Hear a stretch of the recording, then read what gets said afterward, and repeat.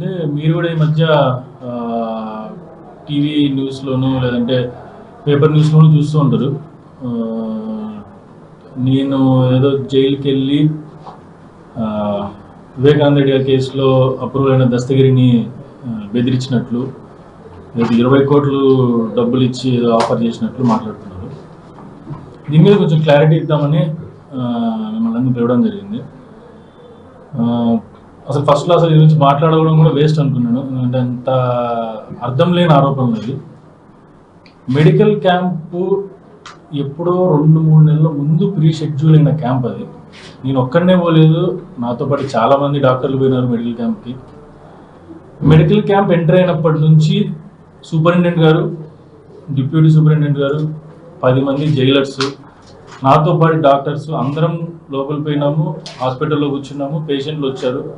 ఎవరికైతే లివర్ సమస్యలు ఉన్నాయో, లేదంటే హెపటైటిస్ బి సమస్యలు ఉన్నాయో, గ్యాస్ట్రిక్ సమస్యలు ఉన్నాయో చూసినాము. ఆ తర్వాత అందరం బయటకు వచ్చినాము. దాన్ని ఆ మెడికల్ క్యాంప్ పోయిన దాన్ని పట్టుకొని దాని చుట్టూ ఒక పెద్ద స్టోరీ అల్లి అర్థం లేని ఆరోపణలు చేస్తున్నారు.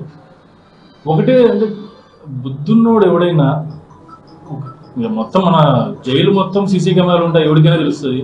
చుట్టూ 10 మంది పోలీస్ ఆఫీసర్లు ఉంటారు.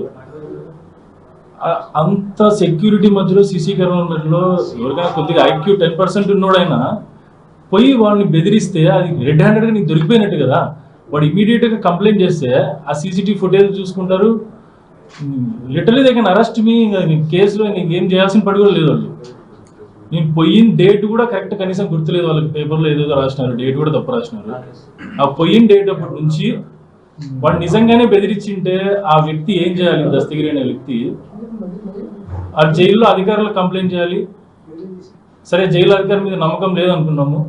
డిస్ట్రిక్ట్ లీగల్ సర్వీస్ అథారిటీస్ 2 వారాలకు 3 వారాలకు ఖచ్చితంగా వాళ్ళ దగ్గర పోతుంటారు, వాళ్ళకి కంప్లైంట్ చేయాలి. చేయలే. అన్నిటికంటే మోస్ట్ సేఫెస్ట్ ఈజియెస్ట్ ఆయనకి జైల్లో నుంచి 10 సార్లు 5 నుంచి 10 సార్లు బయటికి పోయిండాడు వాయిదాలకి, జడ్జిల దగ్గర పోయినప్పుడు నిజంగానే బెదిరించుంటే, అయ్యా ఇట్లా నన్ను బెదిరించినారు అని ఒక్క మాట నింటే సాక్ష్యాలతో నేను పట్టుబడేవాడిని కదా. అవన్నీ ఏం చెప్పలే. 3 నెలలు ఆగి 3 నెలల తర్వాత వచ్చి మీడియా ముందు మాట్లాడుతున్నాడు. మీడియా ముందు మాట్లాడితే ఏం ఉపయోగం ఉంటుంది దానికి?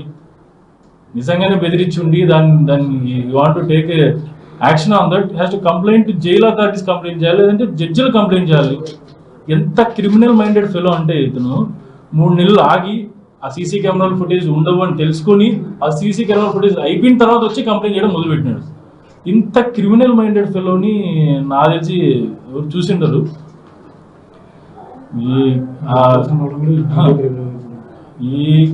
అంటే ఈ మొత్తం స్టోరీ వెళ్ళడానికి మెయిన్ రీజన్ ఏంటంటే, మా నాన్నది బెయిల్ అప్లికేషన్ హైకోర్టులో నడుస్తుంది. ఆ బెయిల్ అప్లికేషన్ రిజెక్ట్ చేయాలంటే కారణాలు లేవు, కొత్త కారణం సృష్టించాలా. ఈ మెడికల్ క్యాంప్ పోయిన దాన్ని పట్టుకొని దాని చుట్టూ పెద్ద స్టోరీ అల్లి దాన్ని లింక్ చేస్తా, దానికి ఈయన స్టోరీ అల్లడము, నర్రెడ్డి సునీత దానికి సపోర్టింగ్గా అఫిడవిట్ వేయడము హైకోర్టులో. మళ్ళీ నిన్న ప్రెస్ మీట్లో మళ్ళీ అదే ప్రస్తావన, అప్రూవల్ బెదిరిస్తున్నారని. దీన్ని బట్టి క్లియర్గా అర్థమవుతుంది ఎవరు డైరెక్షన్లో ఎవరు నడుస్తున్నారు, ఇంత క్రిమినల్ మైండెడ్ ఫెలోకి ఎవరు సపోర్ట్ చేస్తున్నారు అనేది. ఈ సిచ్యువేషను, ఈ స్టోరీలు కల్పన అనేది ఇప్పుడు జరిగింది కాదు. కేసు స్టార్ట్ అయినప్పటి నుంచి, ఆయన అప్రూవల్ స్టార్ట్ అయినప్పటి నుంచి ఈ స్టోరీలన్నీ జరుగుతూనే ఉన్నాయి. ఈ నర్రెడ్డి సునీత, ఈ దస్తగిరి ఎంత క్లోజ్ ఫ్రెండ్స్, వాళ్ళకి ఎంత అండర్స్టాండింగ్ ఉండడానికి 100 ఎగ్జాంపుల్స్ ఉన్నాయి కేసులో. ఒకటి, దస్తగిరి డైరెక్ట్గా 2021 ఆగస్టు చివరి వారంలో డైరెక్ట్గా ఫస్ట్ సిబిఐ వాళ్ళకి చెప్పాడు, నేను మర్డర్ చేసిన, కత్తి తీసుకుని నరికినాను, గుడ్డలు తీసుకుని నరికినాను, నాతో పాటు ఈ 3 నరికినారు, నేను జడ్జి ముందు చెప్తా అని చెప్పి జడ్జి ముందు కూడా స్టేట్మెంట్ ఇచ్చినాడు. అప్పటి నుంచి ఆయనకు యాంటిసిపేటరీ బెయిల్ 3 నెలల తర్వాత వచ్చింది. అంతవరకు అరెస్ట్ అయ్యలే. అరెస్ట్ చేయకపోవడం ఒక సంగతి, దాన్ని సునీత క్వశ్చన్ చేయదు. మాకేం ఇబ్బంది లేదు, మా నాన్న చంపినోడు బయట హ్యాపీగా తిరుగుతున్నా మాకేం సంబంధం లేదు, ఏం ప్రాబ్లం లేదు, that fellow is my friend, అసలు ఏం అరెస్ట్ చేయొద్దండి, ఏం అరెస్ట్ చేయాల్సిన అవసరమే లేదు అని కూడా మాట్లాడుతున్నాము. ఆ బెయిల్ అప్లికేషన్ అబ్జెక్ట్ చేయాల. ఆ తర్వాత ఏం జరిగిందంటే అప్రూవల్గా మారడం ఒకటి, అదొకటి మన ఇండియన్ జ్యుడిషియరీ చరిత్రలోనే ఫస్ట్ టైం ఇది. ఒక వ్యక్తి ఎప్పుడు అప్రూవల్గా మారుతాడు, అతనికి మనం చేసిన తప్పుకి పడి మారుతాడు. దీని సిచ్యువేషన్ ఏంటంటే, ముందే ఆయన యాంటిసిపేటెడ్ బెయిల్కి అప్లై చేస్తాడు. యాంటిసిపేటెడ్ అప్రూవల్ బెయిల్కి అప్లై చేసిన వెంటనే వీళ్ళు సిబిఐ వాళ్ళు అబ్జెక్షన్ చెప్పరు బెయిల్కి, అలాగే సునీత కూడా అబ్జెక్షన్ చెప్పదు. అబ్జెక్షన్ చెప్పడు, ఆయనకు బెయిల్ వస్తుంది. బెయిల్ వచ్చిన వెంటనే ఆయన అప్రూవల్గా మార్చేస్తాడు. అంటే డైరెక్ట్గా వాళ్ళ ఒప్పందం అనమాట, నిన్ను యాంటిసిపేటెడ్ బెయిల్ ఇస్తాము, నీకేం కాదు, నువ్వు బయటే ఉంటావు, నువ్వు అప్రూవల్గా మారేసి వీళ్ళందరి మీద చెప్పేసేయని. ఇంత ఘోరంగా సునీత అండ్ దస్తగిరి కొల్లడ్ అవుతున్నారంటే అసలు ఇంత దారుణం అనుకోవాలి అసలు.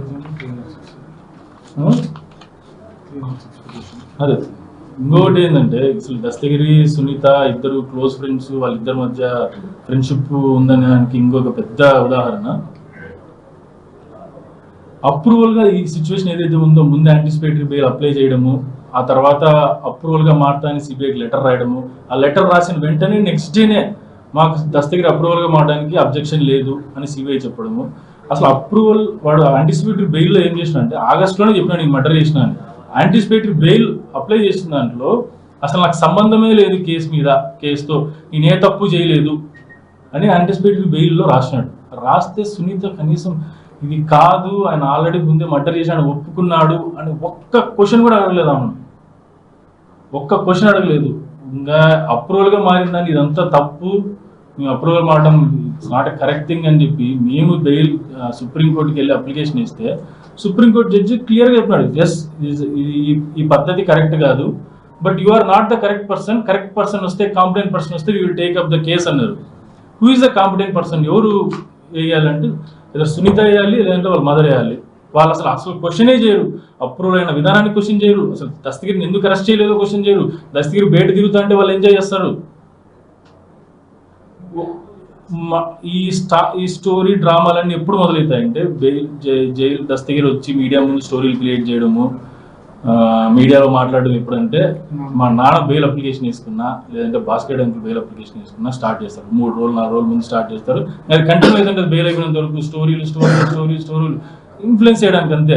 అది బెయిల్ అప్లికేషన్ అయిపోతే మళ్ళీ అందరూ సైలెంట్ అయిపోతారు. ఒక 4 నెలలు 6 నెలలు 8 నెలలు సైలెంట్. మళ్ళీ ఎప్పుడు వస్తారంటే సేమ్ మళ్ళీ స్టోరీలు. అసలు ఈ బుద్ధున్నోడు ఎవడైనా జైల్లో ఉన్న బ్యారెక్లీకి పోయి ఎవరినైనా ఖైదీని కలవడం అనేది ఎక్కడైనా పాసిబుల్? అసలు అది నాజే జైలు శాఖ ఎవరు మినిస్టర్ వాళ్ళ కూడా కాదనుకుంటా. ఇంతమంది సెక్యూరిటీ మధ్యలో సీసీటీవీ మీడియాలో నేను పోయి దస్తగిరిని బెదిరించిన అంటే వాడు ఏం కంప్లైంట్ చేయలేదు, పోలీసులు కంప్లైంట్ చేయలేదు, జడ్జిని పోతాడు 10 సార్లు జడ్జిని కలిసినాడు, వాడు ఎందుకు కంప్లైంట్ చేయలేదు జడ్జిలకి? 3 నెలల తర్వాత నిదానంగా బయటకు వచ్చి మీ బెయిల్ అప్లికేషన్ ఇస్తే దస్తగిరి బెయిల్ లేట్ అవుతుందని వాళ్ళ భార్యతో మాట్లాడిస్తాడు. ఆ తర్వాత దస్తగిరి వచ్చి మాట్లాడతాడు. మాట్లాడిన వెంటనే నెక్స్ట్ సుప్రీం హైకోర్టులో ఈమె అఫిడవిట్ ఇస్తుంది, ఇట్లా అప్రూవల్ బెదిరిస్తున్నాడు, శంకరెడ్డి కొడుకు బెదిరిస్తున్నాడు. చిల్లర డ్రామాలు వేస్తున్నారంటే అంత డ్రామాలు వేస్తున్నారు. అసలు ఇంత క్రిమినల్లీ మైండెడ్ ఫెలో నా ఒక్క దాంట్లో అంటే నేను షాక్ అయినా, నాతో పాటు వచ్చిన డాక్టర్లు షాక్ అయినారు, జైలు అధికారులు షాక్ అయినారు. అందరు ఏంది సమయుడు ఇట్లా మాట్లాడుతున్నారని. ఇంత చిన్న విషయంలోనే ఇంత వెంటనే వాడు అబద్ధాలు చెప్తా అంటే, అప్రూవల్ దాంట్లో ఎంత అబద్ధాలు చెప్తున్నాడో మీ ఊరికే వదిలేస్తున్నా. వాడికి యాంటిసిపేటెడ్ బెయిల్ ఇచ్చి, లేదన్నా మేము చెప్పిన స్టోరీ ప్రకారం చెప్పండి, 4 పేర్లు చెప్పండి, వాళ్ళ పేర్లు చెప్తేనే చాలు, నీకు యాంటిసిపేటెడ్ బెయిల్ ఇస్తాము, నిన్ను అరెస్ట్ చేయము, నీకు సెక్యూరిటీ ప్రొవైడ్ చేస్తాము, నిన్ను హీరోగా చూస్తాము, నీకు 10 మంది సెక్యూరిటీ ప్రొవైడ్ చేసేట్టు చూస్తాము, నువ్వు ఆడిపోయినా మేమే చూసుకుంటాం అన్నీ చెప్పి వాడితో అప్రూవల్గా మారిపించి, వాడితో స్టేట్మెంట్లు ఇప్పించి, అదే దస్తగిరితో వాడు ఏదో పెద్ద సినిమా హీరో అయినట్టు రోజు మీడియాలో స్టేట్మెంట్లు. ఆయన ఇంకా మీడియా ముందు మాట్లాడేటప్పుడేమో అందరినీ తిడతాడు, చీఫ్ మినిస్టర్ సార్ దగ్గర నుంచి అందరినీ తిడతాడు. సునీత మేడం, రాజశేఖర రెడ్డి సారు వాళ్ళు చాలా మంచులు, చాలా విధేయులు, చాలా గొప్పవాళ్ళు, వాళ్ళు మమ్మల్ని ఏమి అనలేదు, మేము వాళ్ళకి చాలా హెల్ప్ చేస్తూ ఉంటాం. ఈమె కూడా సేమ్ రెసిప్రోకల్. అంటే నా కామెంట్స్ కాదు, ఇది just comments made by high court judge. అంటే పేరు చెప్పడం బాగోదు కాబట్టి మేము బెయిల్ అప్లికేషన్ వేసినప్పుడు నాతో పాటు A2 A3 కూడా బెయిల్ అప్లికేషన్ వేసినారు. ఇది అందరూ ఖచ్చితంగా అబ్జర్వ్ చేయాల్సింది. మా బెయిల్ అప్లికేషన్లో మాత్రమే ఇంప్లీడ్ అయింది నర్రెడ్డి సునీత. బెయిల్ ఇయ్యద్దు అని చెప్పేసి ఒక సీనియర్ అడ్వకేట్ని హైదరాబాద్ నుంచి ఢిల్లీ నుంచి అటుకెళ్ళి తెప్పించి మాట్లాడిస్తారు. అదే A2 A3 బెయిల్ అప్లికేషన్ అంటే నిజంగా మర్డర్ చేసిన వాళ్ళని, వాళ్ళ నాన్న కొట్టినోడిని, తన్నినోడిని, ఎక్కడంటే తన్నినోడిని బెయిల్ అప్లికేషన్ ఇంప్లీట్ చేయాలి. జడ్జి వాజ్ షాక్, ఏంది మా ఇది, వీళ్ళ అప్లికేషన్ దాంట్లో ఎందుకు ఇంప్లీట్ అవుతున్నావు, వీళ్ళ దాంట్లో ఇంప్లీట్ అంటే నెక్స్ట్ రోజు భయపడి ఇద్దరు A2 A3కి ఇంప్లీట్ అప్లికేషన్ ఇస్తుంది. అప్పటి నుంచి అంతవరకు వాళ్ళకి ఏం అబ్జెక్షన్ లేదు. A1తో సంబంధం లేదు, A2తో సంబంధం లేదు, A3తో సంబంధం, A4కి అయితే వాళ్ళే యాంటిసిపేటరీ బెయిల్ ఇచ్చి బయట కూర్చిపెడుతుంది. ఇప్పుడు వచ్చి కొత్తగా మళ్ళీ డ్రామాలు. ఇన్వెస్టిగేషన్ ఆఫీసర్ ఈ ఫైనల్ ఛార్జ్ షీట్ వేసి 7 నెలలు అయింది కదా, ఇప్పటి వరకు ఎందుకు మాట్లాడలే, ఇప్పుడు ఎందుకు గురించి మాట్లాడాలి? 2 కారణాలు. ఒకటి, నాన్న బెయిల్ అప్లికేషన్ చేస్తున్నారు, దాన్ని ఎట్లయినా చెడగొట్టాలి. 2.5 సంవత్సరాల నుంచి చెయ్యండి తప్పుకు మేము జైల్లో ఉన్నాం. ఒక్కసారి కూడా మీడియా ముందుకు వచ్చి మాట్లాడలేము మేము. ఎందుకంటే మాకు ఇప్పటికీ నమ్మకం ఉంది, జ్యుడిషియరీ మీద నమ్మకం ఉంది, సంస్థ మీద నమ్మకం ఉంది. మేము ఎప్పుడైనా బయటపడతాము, మీడియా ట్రయల్ జరుగుతుండగా మాట్లాడితే బాగుండదు, ఎవరు మాట్లాడకూడదు అని నేను కానీ భాస్కర్ అంకుల్ కానీ ఎవరే కానీ మీడియా ముందు మాట్లాడలేదు, ఫ్యామిలీ కూడా ఎవరు మాట్లాడలేదు. ఇంకా ఇది మాకు ఒక స్టేజ్ దాటిపోయింది. బియాండ్ నా మీద కూడా పర్సనల్ అలిగేషన్స్. ఏదో డాక్టర్ క్యాంపు పెట్టి ఎప్పుడో 3 నెలల ముందు ఫిక్స్ అయిన క్యాంపుకి పోతే దాని చుట్టూ స్టోరీ అల్లి నేను పోయి జైల్లో పోయి వాడిని బెదిరిస్తా అంటే ఇంకా కొట్టినాడు తన్నాడని రాయాలి అతని పిల్లలు. ఎంత అన్యాయంగా రాసా. ఇది ఎగ్జాంపుల్ ఎందుకు చెప్తున్నా అంటే, ఈ ఎగ్జాంపుల్ ఒకటి ఇంత ఈ చిన్న ఇష్యూలోనే ఇంత పెద్ద స్టోరీ డ్రామా ఆడి దాని నుంచి హైకోర్టులో అప్లికేషన్ వేయడము, మీడియా ముందు మాట్లాడడం స్టార్ట్ చేస్తారంటే ఇంకా అప్రూవల్ దాంట్లో ఎంత కుట్రలు కుతంత్రాలు జరిగినాయి అనేది మీకే వదిలేస్తున్నాం. నిన్న వచ్చి నర్రెడ్డి సునీత ఇన్వెస్టిగేషన్ కంప్లీట్ కాలేదు, ఇంకా ఏదో ప్రెస్ నోట్లో రాసింది. దానికంటే ముందు ఫస్ట్ ఛార్జ్ షీట్లో కొన్ని వాస్తవాలు జరిగినాయి. వాస్తవాలు సిబిఐ మెన్షన్ చేస్తుంది, నేను అది మాత్రం కొంచెం డిస్కస్ చేస్తాను. ఈ statement made by CBI Dastagiri అందరూ ఒప్పుకునేది. ఫస్ట్ రంగన్న అనే వ్యక్తి మోస్ట్ ఇంపార్టెంట్ వ్యక్తి. వాళ్ళ నలుగురిని చూసినాడు, ఎవరైతే మర్డర్ చేసినాడో వాళ్ళు చూసినారు, ఐ విట్నెస్ డైరెక్ట్ చూసినాడు. ఆ నలుగురిని కనుక్కున్నారు, వాళ్ళ మీద ఛార్జ్ షీట్ వేయాలనుకున్నారు, ఛార్జ్ షీట్ వేసినారు. అలాంటి విషయంలో దస్తగిరిని అప్రూవల్గా తీసుకోవాల్సిన అవసరం ఏముంది? ఫస్ట్ ఏమి సరే తీసుకున్నారు, వాళ్ళకి ఏదో. దస్తగిరి ఇచ్చిన స్టేట్మెంట్స్ ఏంటంటే, ఎంటర్ అయినాము, ఇంట్లోకి ఎంటర్ అయినాము, అన్ని విషయాలు అర్థమైంటే రాత్రి ఎంటర్ అయినాము, వివేకానంద రెడ్డి గారిని పాపం చాలాసార్లు కొట్టినాము, చాలాసార్లు మనీ గురించి మ్యాటర్ జరిగింది, మనీ ఎక్కడ ఉంది, మనీ గురించే డిస్కషన్స్ జరిగినాయి. ఆ తర్వాత ఏమైంది, అతన్ని చంపిన తర్వాత, వివేకానంద రెడ్డిని చంపిన తర్వాత బాత్రూంలో పడేసిన తర్వాత ఒక అర్ధగంట సేపు డాక్యుమెంట్స్ కోసం వెతికినాము. సరే, మోటివ్ ఆఫ్ మర్డర్ వచ్చేసి వీళ్ళకి సునీత చెప్తున్నట్లు ఏదో ఎమ్మెల్సీ సీటు, ఏదో ఎంపీ సీటు అని అర్థం లేని మాటలు మాట్లాడుతుంది. అది మోటివ్ అయితే అర్ధగంట సేపు మర్డర్ చేసిన వాడు పాడిపోతాడా? లేదా డాక్యుమెంట్స్ కోసం వెతుకుతా కూర్చుంటారా? అసలు ఆ డాక్యుమెంట్స్ ఏంటి, ఆ డిస్కషన్లో మనీ మ్యాటర్ ఏంది అని ఎప్పుడన్నా సునీత క్వశ్చన్ చేసిందా? ఫస్ట్ అసలు నిష్పక్షపాతంగా ఇన్వెస్టిగేషన్ జరగాలని ఆమె కోరుకుంటే she has to question that ఇన్వెస్టిగేషన్లో అసలు ఆ డాక్యుమెంట్స్ ఇంపార్టెన్స్ ఏంది.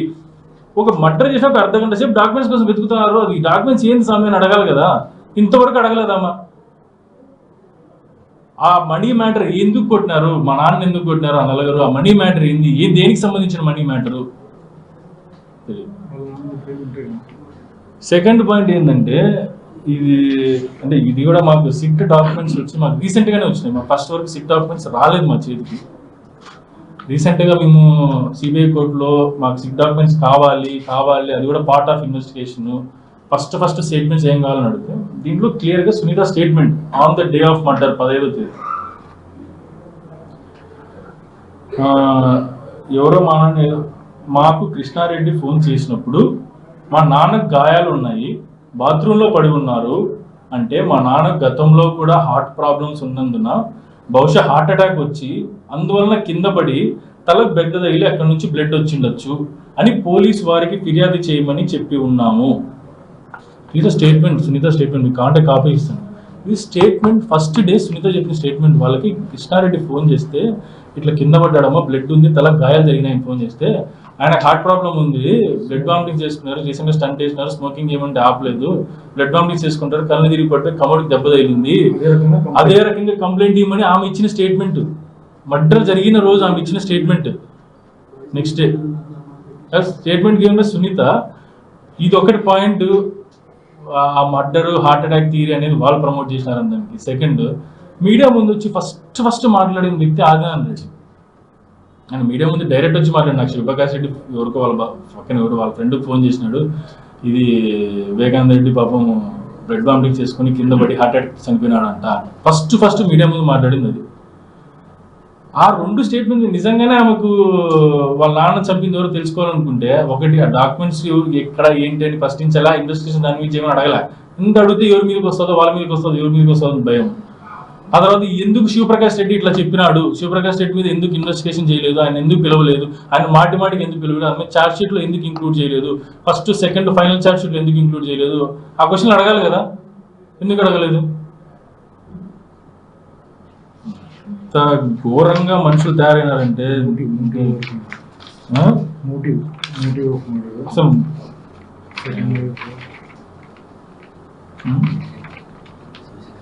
నెక్స్ట్ ఒకటి. ఆ తర్వాత ఇంకా ఆమె నిన్న చాలా ఘోరమైన అలిగేషన్స్ చేసింది. ఘోరం అంటే అసలు దాన్ని ఏమన్నా కూడా అర్థం కాదు. ఒకటి, అవినాష్ రెడ్డి రాత్రంతా వాట్సాప్లో యాక్టివ్గా ఉన్నారు. ఏంది అసలు వాట్సాప్ యాక్టివ్ అంటే ఏంది? ఎవడో మెసేజ్ రాత్రి పంపించినా కూడా వాట్సాప్ యాక్టివ్లో ఉంటుంది. Is an MP, Kadapa MP అంటే నార్మల్ ఎంపీలా కాదు. ఆయనకు 100 గ్రూపులు ఉంటాయి, 100 మంది ఉంటారు. రాత్రి 11 వరకు మెసేజ్ పంపిస్తుంటారు, 2 వరకు మెసేజ్ పంపిస్తుంటారు, పొద్దున 3 గంటల నుంచి నాకు కూడా మెసేజ్ వస్తుంటాయి. ఈ రోజు ఇది అది ఇది అని మెసేజ్ పంపిస్తుంటాయి. 100 గ్రూపుల్లో 100 మెసేజ్ వచ్చిన ప్రతిసారి వాట్సాప్లో యాక్టివ్ ఉన్నాడు. ఆయన మర్డర్ చేసినాడు, రాత్రంతా యాక్టివ్ ఉన్నాడు. ఆ రోజు రాత్రి ఎందుకు చూస్తున్నారు? రాత్రి 10 రోజుల ముందు కంటిన్యూస్గా చూడండి, 10 రోజుల ముందు యాక్టివ్ ఉన్నాడు లేదా, 1 నెల ముందు యాక్టివ్ ఉన్నాడు. ఎలక్షన్ టైంలో మెసేజ్ రాక ఏమొస్తాయి ఆయనకి? దాని నుంచి మెసేజ్ అంతా వాట్సాప్లో యాక్టివ్గా ఉన్నాడు. సో ఆయన ఆ నైట్ అంతా మేలుకోలేదు, యాక్టివ్లో చూస్తున్నాడు అని చెప్పి అర్థం లేని ఆరోపణలు అంటే ఆమె. ఇంకొకటి, వాట్సాప్ కాల్స్ చేసినాడు అర్ధరాత్రి 1 గంటలకని. అది అసలు సిబిఐ వాళ్ళు ఫైనల్ ఛార్జ్ షీట్లో 16.63 పేజ్లో క్లియర్గా మెన్షన్ చేసినారు. ఫస్ట్ టైం ఒక హైకోర్టు బెయిల్ పిటిషన్ వేసినప్పుడు దాని కౌంటర్లో వేసినారు. మధ్యాహ్నం ఆ మిడ్ నైట్ 2:15కు కాల్ చేసినారు, అవినాష్ రెడ్డి గారి ఫోన్ నుంచి కాల్స్ వచ్చిందని. అది తప్పు, అది గ్రీన్విచ్ మీన్ టైం జిఎంటీ టైంలో నుంచి క్యాలిక్యులేట్ చేసినాము, అది మిస్టేక్ జరిగింది, అది ఇండియన్ స్టాండర్డ్ టైం ఐఎస్టీకి చేంజ్ చేయాలి, అది చేంజ్ చేస్తే ప్లస్ 5 to 6 hours యాడ్ చేయాలి, అది పొద్దున 6:30కో 7కో కాల్ చేసినట్లు, అది 2:30 కాల్ చేసినట్లు కాదు అని క్లియర్గా వాళ్ళు ఛార్జ్ షీట్లో ఫైనల్ ఛార్జ్ షీట్లో మెన్షన్ చేస్తే మాది చూడదు, కనపడదు.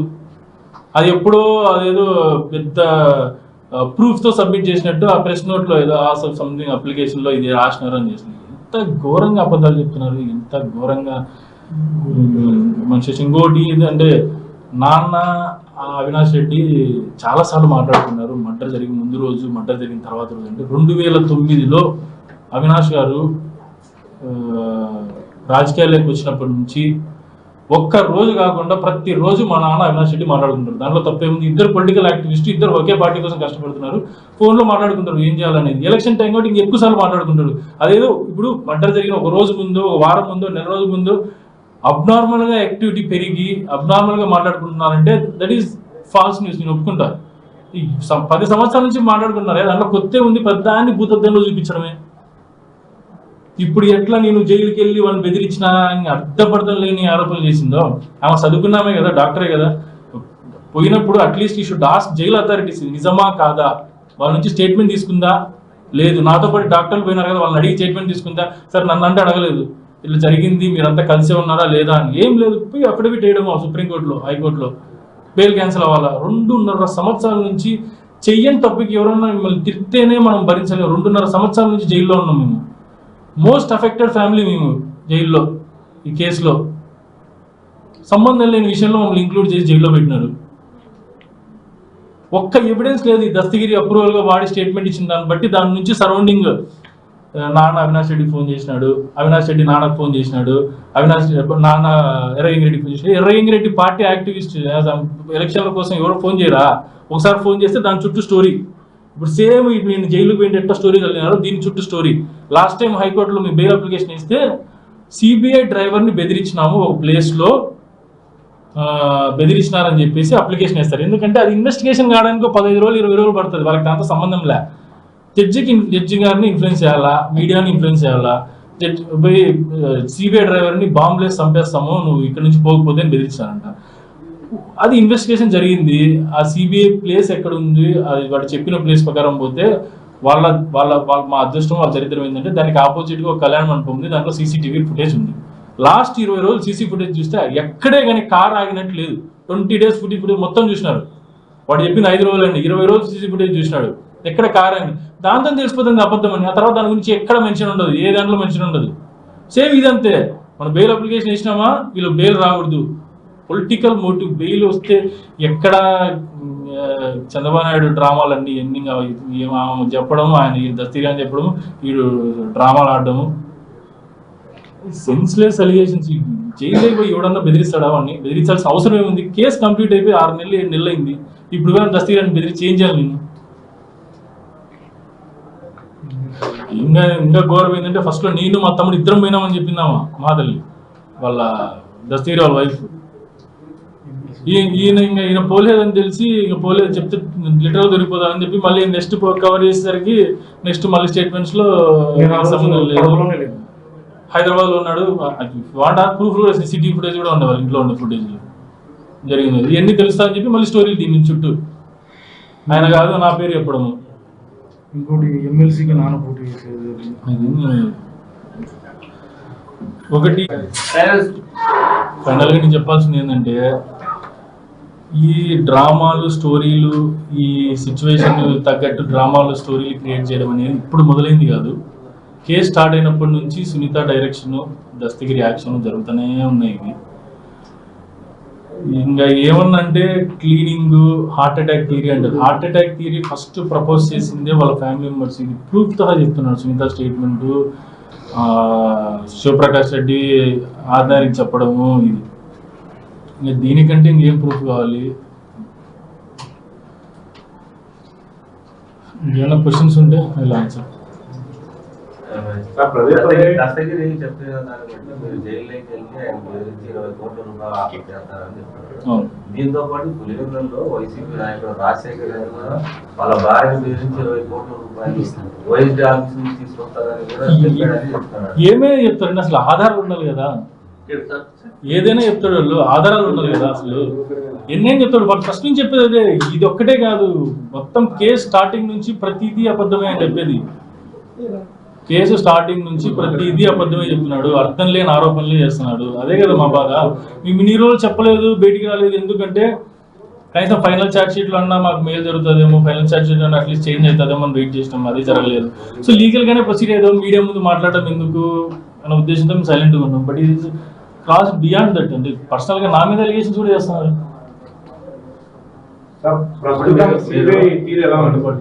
ఇప్పుడు మీరు జైల్లోకి వెళ్ళి డాక్టర్ గా వైద్య చికిత్సలు చేస్తుంటే కడపలో పేరు మోసిన ప్రముఖ డాక్టర్లు ఉన్నారు. మీరు లాస్ట్ ఇయర్ ఇక్కడ స్టార్ట్ చేశారు. అక్కడికి వెళ్ళడానికి ఏం నిబంధనలు ఎట్లా ఉన్నాయి? నిబంధనలు ఏం లేదండి. అంటే మీరు అప్లికేషన్ పెట్టుకుంటారా? ఎవరు అప్లికేషన్ పెట్టుకోరు. అక్కడ డాక్టర్లు ఫోన్ చేసినారు, డాక్టర్ మీరు వస్తారా అంటే నేను వస్తానని వెళ్ళాను అంతే. మనం అప్లికేషన్ పెట్టుకోవాల్సిన అవసరం ఏముంది? ఎవరైనా మెడికల్ క్యాంప్కి నేనే వస్తా అని చెప్పరు కదా, వాళ్ళు పిలుస్తారు. ఒకటి మెయిన్ రీజన్ మెడికల్ క్యాంప్ పిలవడానికంటే అక్కడ లోకల్ డాక్టర్ చాలా మందికి పేషెంట్స్ ఇన్సైడ్ జైలార్ లివర్ ప్రాబ్లమ్స్తో ఉన్నోళ్ళు, హెపటైటిస్ బితో ఉన్నోళ్ళు, ఏమంటే గ్యాస్ట్రాంట్రాలజిస్ట్ కావాలి, పల్మనాలజిస్ట్ కావాలి, కార్డియాలజిస్ట్ కావాలని వాళ్ళని పిలిచారు. గ్యాస్ట్రాంట్రాలజిస్ట్ నన్ను ఎందుకు పిలిచారని డౌట్ వస్తుంది. ఎందుకంటే మా నాన్న సంవత్సరం లోపలే ఉన్నారు, సూపరింటెండెంట్ అందరికీ తెలిసిన వాళ్ళ కొడుకు గ్యాస్ట్రాంట్రాలజిస్ట్ అని పిలిచినారు. సరే మేడం వస్తాను. ఇది 3 నెలల ముందు జరిగిన ఇష్యూ. అది 3 నెలల ముందు వాళ్ళు పిలిచినారు. నేను ఆ డేట్లో లేదా ఆ డేట్లో దస్తీరు ఉన్న లోపల అసలు దీనికి సంబంధం ఉందండి, దాని చుట్టూ స్టోరీ. బట్ నిజంగానే దట్ ఫెలో నేను బెదిరించింటే జైలు అధికారులు పక్కన పెట్టండి, కోర్టుకి 10 సార్లు పోయినాడు. కోర్టులో ఒక్క జడ్జి కన్నా చెప్పలేదు. చెప్పింటే ఇంకా లిటరల్ గా మేమే దొరికిపోవాలం కదా. ఇంకా వాళ్ళకి will be very happy, case మేమే చేసామని 100% ప్రూఫ్ అయ్యేది వాళ్ళకి. వాళ్ళ ప్రకారం మాట్లాడితే ఆ సీసీటీవీ ఫుటేజ్ తీసుకొని కంప్లైంట్ చేయండి అని చెప్తే తీరా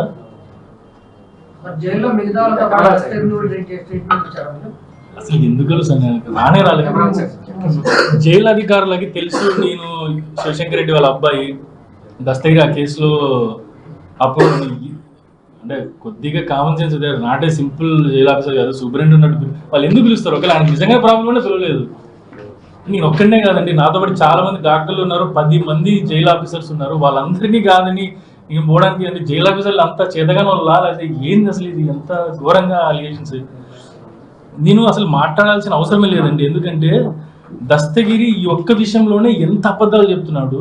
దస్తగిరికి సునీతకి రిలేషన్ ఏంది, ఈయన చెప్పిన వెంటనే ఆమెకి అఫిడవిట్ వేయడం ఏంది అంటే క్లియర్గా అర్థం చేసుకోవచ్చు. దట్ ఫెలో ఎడ్యుకేటెడ్ కాదు, వాడికి కంప్లైంట్ చేయాలన్న ఆలోచన లేదు. సునీత చెప్పిండేనే చేసినాడు 100% అది. I want to say that. ఇంకోటి ఏంటంటే మేము లీగల్గా కూడా ప్రొసీడ్ అవుతున్నాం, డిఫిమికేషన్ కేసు చేస్తున్నాము దస్తగిరి మీద. ఎవరైతే మా మీద అలిగేషన్ చేసినారో ఖచ్చితంగా చేస్తాం. ఇప్పుడు దస్తగిరి అలిగేషన్ చేసిన తర్వాత జైల్లో అధికారుల ఒపీనియన్ ఏమో తీసుకున్నారా, ఇది కరెక్ట్? లేదు, నేను వాళ్ళతో డైరెక్ట్ మాట్లాడలేదు, లెటర్ రాసినాను. సార్ ఇట్లా అలిగేషన్స్ చేస్తున్నారు, is really defaming me and డిస్ట్రెసింగ్ మీ, ఇంత ఘోరంగా అలిగేషన్ చేస్తుంటే అట్లీస్ట్ మీరు అధికారంగా మీరు స్పందించాలి అని లెటర్ రాసినాను. ఆ లెటర్ నాకు తెలిసి పోస్ట్ నిన్ననే చేసినాను. వాళ్ళకి రీచ్ అయిందో లేదో తెలియదు. రీచ్ అయితే వాళ్ళు రిప్లై రాస్తారు, రిప్లై వెంటనే మీ అందరికీ ఆ లెటర్ అందజేస్తాను ఖచ్చితంగా.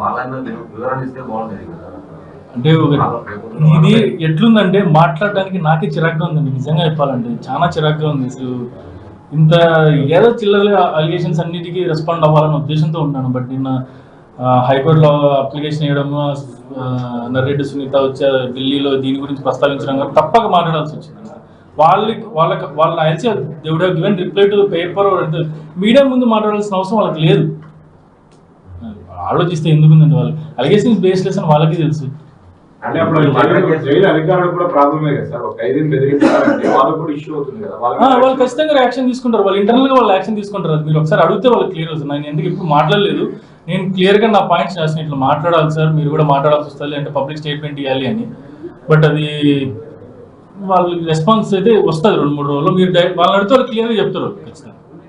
ఈ పర్టికులర్ కేసు ఈ పక్కన పెడితే ఈ ఇష్యూ పైన దస్తగిరి లోపల 20 కోట్లు బెదిరించిన దానిపైన సునీత సిబిఐకి లేఖ రాస్తే దీని మీద సమగ్రంగా ఈ విచారణ చేయమని నేనే లెటర్ రాసిన. ఆమె రాయడం ఏంది, నేనే లెటర్ రాసిన వాళ్ళకి. అసలు ఏంది సార్ ఇది, ఇంత అలిగేషన్ చేస్తున్నారు. అసలు లేఖ రావడానికి ముందు ఆమె ఏమన్నా జైలు అధికారులను సంప్రదించిందా, నిజంగానే జరిగిందా లేదా అని ఒక అప్రూవల్ నమ్ముతారా, లేదంటే జైలు అధికారులను నమ్ముతారా, లేదంటే ఒక డాక్టర్లు నమ్ముతారా? నాతో పాటు వచ్చి డాక్టర్లు అడగాల, ఎవరు అడగకుండా దస్తగిరి ఏం చెప్తే దాని మీద సిబిఐకి లెటర్ రాయడము, ఏం రాయడము. ఆయన బెయిల్ తిరుగుతానే వాళ్ళ నాన్న నరికినాను, చంపినాను, తన్నాను అన్నా కూడా ఆమెకి ఏ ఇబ్బంది లేదు. ఆమె బెయిల్ తిరుగుతుంటే ఆమె బెయిల్ క్యాన్సిలేషన్ చేయదు, క్యాన్సిలేషన్కి అప్రూవల్ క్యాన్సిలేషన్ మేము వేస్తే మా మీదే రివర్స్ కౌంటర్లు వేస్తుంది. దీన్ని బట్టి అర్థమవుతుంది అంటే కేసు ఎంత 1-sidedగా. దస్తగిరిని అరెస్ట్ చేయనప్పుడు షీ వోంట్ టాక్, ఏం మాట్లాడదు.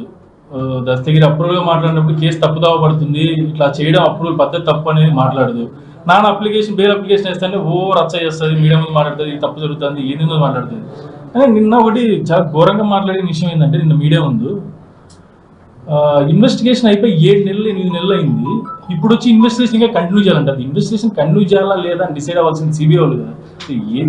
ఈమె కూడా is one of the suspect. ఆమె వచ్చి ప్రతిసారి సిబిఐ వాళ్ళని కలిసడము, ప్రతిసారి సిబిఐ ఇన్ఫ్లుయెన్స్ చేయడం.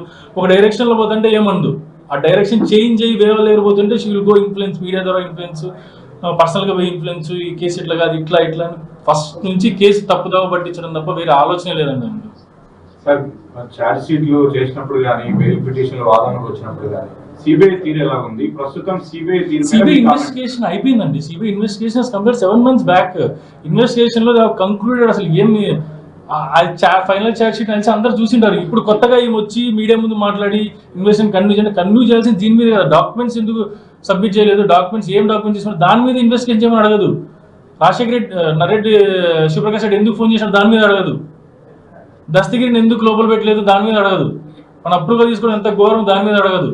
దస్తగిరి స్టేట్మెంట్ ఇచ్చినాక 4 నెలల వరకు ఎందుకు అరెస్ట్ చేయిందో అది అడగదు. వాళ్ళ నాన్న మీద నిజంగానే ప్రేమ ఉంటే 2 సంవత్సరాలుగా ఆయన పక్కన పెట్టి ఫోన్ మాట్లాడరు. ఆయన చనిపోవడానికి 2 సంవత్సరాల ముందు వరకు ఆయనకు రూపాయి చిల్లిగా డబ్బులు లేకుండా జీతాలు కూడా వాళ్ళ ఫ్యామిలీ అక్కడి నుంచి పే చేయడము, ఆయనకు చిన్న చిన్న డబ్బుల కోసం కూడా అప్పులు చేసిన పరిస్థితి ఉందని పులిందులు ఎవరికైనా తెలుసు. సార్ మీరు పదే డాక్యుమెంట్స్ గురించి ప్రస్తావిస్తారు. ఆ రోజు అంతసేపు ఉండి ఎందుకు ఎతకాల్సి వచ్చింది? అవును, కేసును పక్కదారి పట్టించే ప్లాన్ లో భాగంగానే ఏవైనా డాక్యుమెంట్లు మిస్ చేస్తే ఆ యాంగిల్ లో ఇన్వెస్టిగేషన్ వెళ్తుంది కాబట్టి వాళ్ళు కావాలనే డాక్యుమెంట్స్ ఏవైనా అక్కడి నుంచి దొంగిలించడానికి ట్రై చేసి. అది చెప్పింది ఎవరు? చెప్పింది దస్తగిరి కదా. దస్తగిరి దాంతో పాటు ఈ మా నలుగురు మీద ఎందుకు చెప్పినాడు అంటే లాజిక్ నీ ప్రకారం ఆలోచిస్తే అదొక్కటి చెప్పేసి వదిలేయాలి కదా. దస్తగిరి నేను ప్లాన్ లో పార్టిసిపేట్ అవ్వట్లేదని ఎక్కడ చెప్పట్లేదు కదా. ఆ, ఆయన ద్వారానే ఈ ప్లాన్ ఎగ్జిక్యూట్ చేయడానికి పంపించారు నా ద్వారానే. ఆయన ద్వారా కాదు, ఇప్పుడు సూత్రధారుల A1 ద్వారా A1 వీళ్ళని ఇంక్లూడ్ చేశాడు. దస్తగిరితో కానీ మిగిలిన ఇద్దరితో కానీ నాన్న కానీ భాస్కర్ రెడ్డి కదా అంకుల్ కానీ ఎవరైనా మాట్లాడినట్టు ఎక్కడా లేదు. త్రూ A1 చెప్పాడు వీళ్ళు ఇన్వాల్వ్ అయినాడని. మీ ఎప్పుడు ఎవరు వాళ్ళతో మాట్లాడలే. ప్లాన్ ఎగ్జిక్యూషన్ అంత పెద్ద మాటలు మాట్లాడద్దండి, అసలు ఏం మాట్లాడలే. ఆయన చెప్పింటేనే ఆయన ఎక్స్క్యూట్ చేసామని దస్తగిరి చెప్పాడు. ఎప్పుడు మా పేర్లు డైరెక్ట్ గా మేము మాట్లాడినామనేది ఎప్పుడు చెప్పలే. అది అసలు జరగలేదు ఎప్పుడు. అది టోటల్ మీ మిస్అండర్స్టూడ్ చేస్తున్నారు. అంటే వాళ్ళు ఎవరైనా ప్లాన్ ఎగ్జిక్యూషన్ ఇచ్చిన వాళ్ళే నేను అనేది, పర్సన్స్ గురించి నేనే మెన్షన్ చేయట్లేదు. ఓకే, వాళ్ళే తప్పుదారి పట్టించడం కోసం ఎవరిని వాళ్ళు నలగరే కదా ఉండేది. తీసుకురండి ఏమైనా అని కూడా చెప్పిండొచ్చు కదా. అవును, తీసుకొని పోయిన దాన్ని ఇప్పుడు నలగరి నువ్వు నేను పోయి మర్డర్ చేసినాము. మన ఇద్దరికి తెలుసు ప్లాన్ అంతా, ఎగ్జిక్యూషన్ అంతా. మన ఇద్దరమే బయటకు వస్తాం కానీ లోపల నీకు నాకు తెలియకుండా డ్రామా ఎందుకు అర్థం? బయట వాళ్ళు ఎవరన్నా వచ్చింటే అది డ్రామా డిఫరెంట్. వాళ్ళిద్దరు కలిసి వాళ్ళిద్దరే డ్రామా ఎందుకు ఆడతారు? వాళ్ళిద్దరికి తెలుసు కదా. నువ్వు అన్నట్లు A1 ప్లాన్ చేశాడు, ఆ ప్లాన్ లో దస్తగిరి భాగము.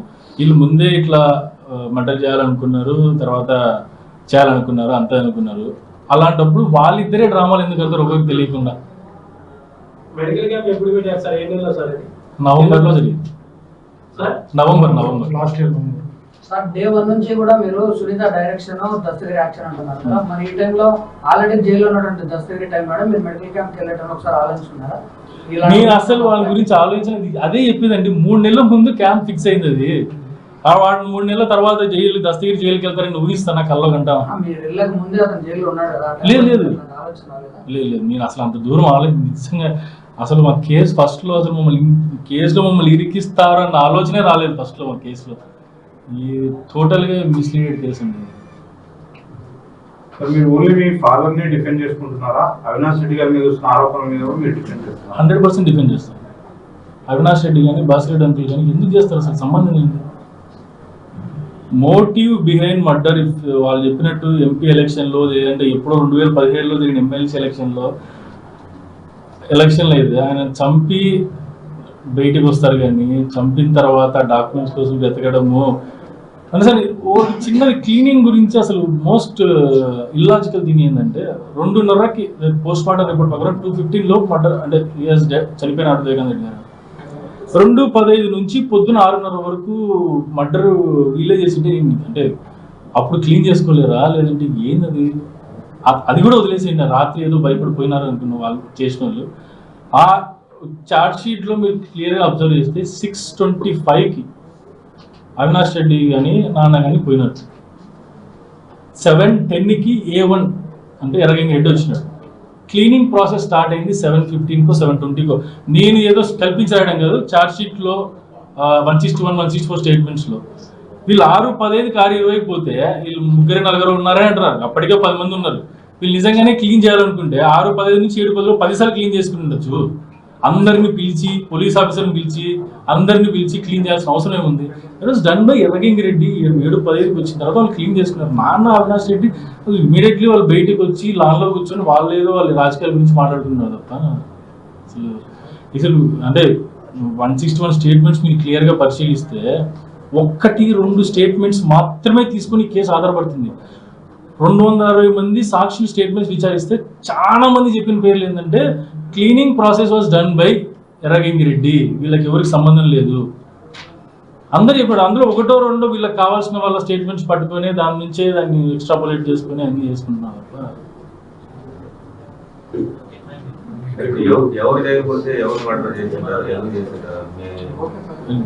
అది నేను చెప్పాను కదా, ఇన్వెస్టిగేషన్ చేయలేదు. కోర్ట్ చార్జ్ షీట్ కూడా అయిపోయింది. సీన్ కోర్ట్. ఇప్పుడు గూగుల్ టేక్అవుట్ అని ఫస్ట్ లో అడగడం జరిగింది. దానిపైన సిబిఐ క్లారిటీ ఇచ్చింది, మేము తప్పుగా అనుకున్నాము ఇంకో విధంగా. అన్ని వచ్చిన ఆరోపణలు అన్నిటిపైన సిబిఐ ఆధారాలు చూపించలేక ఎన్నిక తగ్గిందని మీరు భావన. ఇప్పుడు మీ ఫాదర్ ఎందుకు బయటికి రాలేకపోతున్నాడు? మీకు సరైన లాయర్స్ లేదా? ఎందుకని? అదే కదా ఎందుకు రాలేదంటే సేమ్ ఈ డ్రామాలు ఫస్ట్ హైకోర్టులో బెయిల్ చేసినప్పుడు ఈ డ్రైవర్ని బెదిరించినారని ఇన్వెస్టిగేషన్ ఇంతవరకు కంటిన్యూ అవుతుంది కాబట్టి ఇస్తే ఇన్ఫ్లుయెన్స్ చేస్తారనే ఉద్దేశం తీవ్ర. ఛార్జ్ షీట్ అయిపోయింది. ఇప్పుడు కొత్తగా రీజన్స్ ఏం లేవు వాళ్ళు బెయిల్ రిజెక్ట్ చేయడానికి. అందుకు ఇంక కొత్త డ్రామా క్రియేట్ చేయాలి కదా. సో మా దురదృష్టం కొద్దీ నేను క్యాంపుకి పోయినప్పుడు వాడు లోపల ఉన్నాడు, దాన్ని పట్టుకొని మళ్ళీ స్టోరీ క్రియేట్ చేయడం.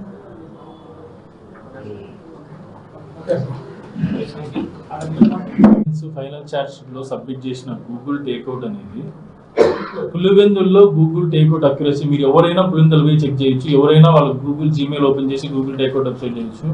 నువ్వు ఒక్కరోజు గూగుల్ టేక్అవుట్ డేటా తీసుకో, తర్వాత ఒక 5 రోజుల తర్వాత డేటా తీసుకో, ఒకసారి తీసుకున్నానికి కిలోమీటర్ వ్యత్యాసం వస్తుంది ఆ టవర్స్ బట్టి. ఇప్పుడు హైదరాబాద్ లాంటి బెంగళూరు లాంటి మెట్రోపాలిటన్ సిటీస్లో అయితే దట్ డిఫరెన్స్ డిక్రీజ్ 300 మీటర్లు 200 మీటర్లు అక్యురసీ అవుతుంది. పులివెందుల్లో లిటరల్గా 1 కిలోమీటర్ పైన అక్యురసీ. అలాంటి గూగుల్ టేక్అవుట్ తీసుకొని A2 వచ్చేసి ఇంట్లో ఉన్నాడు, అవినాష్ రెడ్డి భాస్కర్ రెడ్డి సార్ ఇంట్లో ఉన్నాడు, టవర్ లొకేషన్స్ 1 కిలోమీటర్ రేడియస్ ఉంటే ఎక్కడేం చూపిస్తుంది అది. మా ఆయన చూపిస్తుంది 1 కిలోమీటర్ అంటే మోర్ దెన్ వివేకానంద రెడ్డి ఇల్లు భాస్కర్ అంకుల్ ఇల్లే 300 మీటర్ 200 మీటర్లు